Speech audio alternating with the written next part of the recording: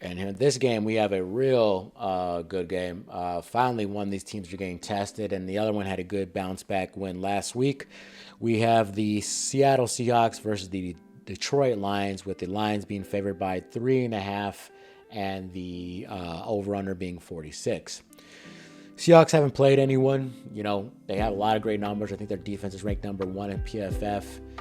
They have great weapons in Metcalf and Lockett and Smith at slot, and they have Walker and Charbonnet at running back. Walker's questionable, so keep an eye on that.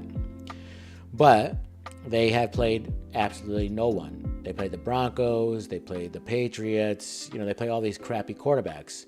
So, and they played I'm not convinced on them yet, but they have the pieces. They have great. The new head coach, the old defensive coordinator for the Ravens, which the Ravens miss, he has them in good positions, and their defense looks really great. Like a lot of ball hawking. They got a ball hawking secondary, but you got to make a decision. Is it because they haven't played nobody, in which they haven't? All 3 quarterbacks are terrible they played against, or is this defense the real deal? So, getting to the numbers here.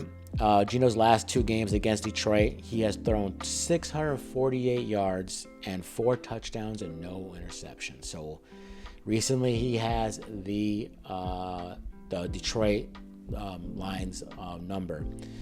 Seattle, they put up 47 points in 2022 against Detroit. Then they put 37 points last year against them. So they're pitting it to them. Geno overall so far this year, 3 touchdowns, 3 picks with 787 yards passing. And I believe the Seahawks might be getting their best defensive end, their best pass rusher back this game. So keep an eye on that. Like I said, Walker's questionable, so keep an eye on that. Lions, let's get the numbers to them. They also got playmakers. They got St. Brown. They got Williams. Laporta is questionable this game, but they have Gibbs and they have Montgomery, and they have one of the best offensive lines in the league. So, also like I said, let's get the numbers to the Lions. They're 6-2 against the spread in their last 8 games as betting favorites. Really nice. Lions have covered in both of their matchups also against the NFC West. So, those are good betting trends you want to see. Definitely want to see. And Goff is 723 yards passing, 3 touchdowns, and 4 picks. He's not having a good year. This is why Goff needs to not be a passing team. The Detroit to be successful is not Goff leading the way. It's Gibbs and Montgomery. Pound the rock, pound the rock, pound the rock, and then let Goff use it off the play action, the middle to St. Brown or Laporta when he's healthy. This is how you win for the Lions to be successful. Rely on the running game and have Goff then pick it up where he can and pick up some good chunk yards when they don't see it coming.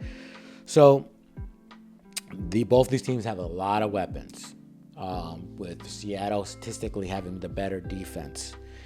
But seeing that this game is 2 teams that are really great, and I think they're both gonna be able to score on each other. I don't care how good the Seahawks defense is. I like Seattle plus the points, but I like Detroit to win outright. Like I said, it's 3.5. I believe it is 3.5 still right now as I'm recording this on Friday night. So, so for that, I just have to take Detroit plus the Seattle Seahawks.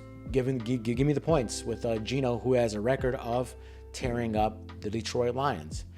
So I have Detroit winning outright, but I have Seattle covering the 3.5, and the over/under I'm not going to touch. So it's going to be a great game, and it's going to really show how really good Seattle is. If they're actually the real deal. So give me Detroit to win, but to Seattle to cover the line.